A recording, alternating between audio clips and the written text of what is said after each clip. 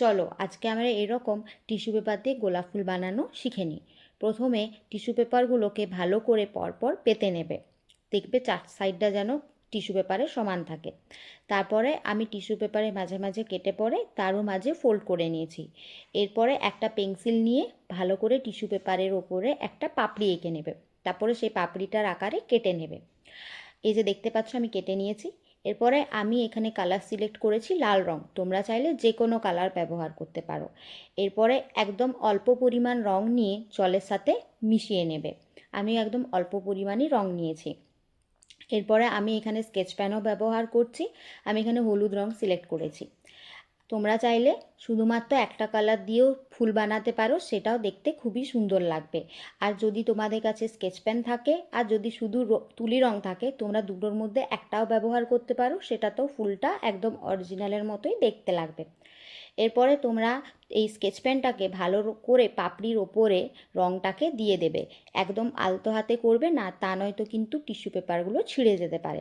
এই যে আমি টিস্যু পেপারটার চার সাইডেই ভালো করে রংটা দিয়ে দিচ্ছি, মানে পাপড়িটার চার সাইডে ভালো করে রংটা দিয়ে দিচ্ছি। একদম অল্প অল্প করে রংটা দেবে এবং একদম আলতো হাতে করবে। এই যে দেখতেই পাচ্ছ টিস্যু পেপারগুলো কত পাতলা হয়ে গেছে। এরপরে আমি যে জলে রংটা গুলিয়ে রেখেছিলাম, সেই রংটাকে আস্তে আস্তে আমি পাপড়িগুলোর ওপরে দিয়ে দিচ্ছি। এবং এই যে হলুদ রঙের সাথে এই লাল রংটা যেন ভালো করে মিশে যায়, তাহলেই কিন্তু অরিজিনাল যে গোলাপ ফুলের লুকটা সেটা আসবে। এই যে আমি ভালো করে মিশিয়ে নিচ্ছি, আর দেখতেই পাচ্ছ স্কেচ পেনের সাথে ভালো করে মিশে গেছে। এরপরে তোমরা চাইলে 2-3 দিন রোদে শুকিয়ে পরেও ফুলগুলো বানাতে পারো, কিন্তু আমার অত ধৈর্য ছিল না, সেই জন্য আমি আয়রনে করে পাপড়িগুলোকে শুকিয়ে নিয়েছি। এই যে আয়রনে করে করার ফলে দেখতেই পাচ্ছ পরপর কী সুন্দর পাপড়িগুলো ছেড়ে যাচ্ছে, কোনো অসুবিধা হবে না। কিন্তু এখানে আমার একটা পাপড়ি ছিঁড়ে গেছিলো, এই যে দেখতে পাচ্ছ।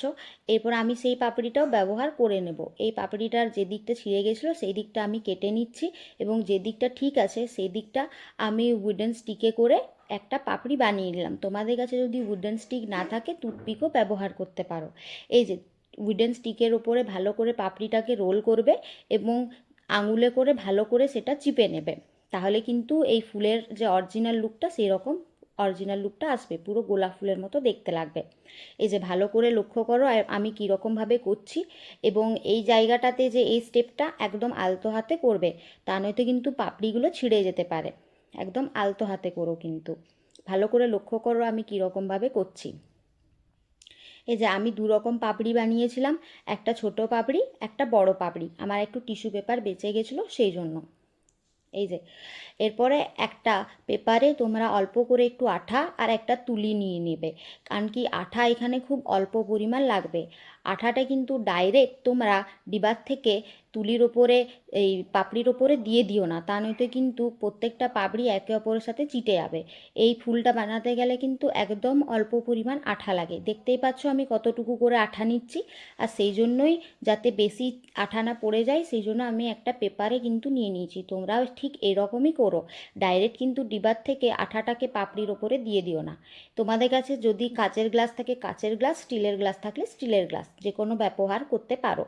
এরকমভাবে গোল করে রাউন্ড করে দিয়ে দিও। এই যে দেখতে পাচ্ছ শেষ পর্যন্ত যতক্ষণ পর্যন্ত না ওই গ্লাসের মুখটা পর্যন্ত ভর্তি হয়ে যাচ্ছে পাপড়িতে, ততক্ষণ পর্যন্ত কিন্তু পাপড়ি তোমরা দিয়ে যেও। শেষে যে পাপড়িটা ছিঁড়ে গেছিলো আমি সেটাকেও রিইউজ করে নিলাম।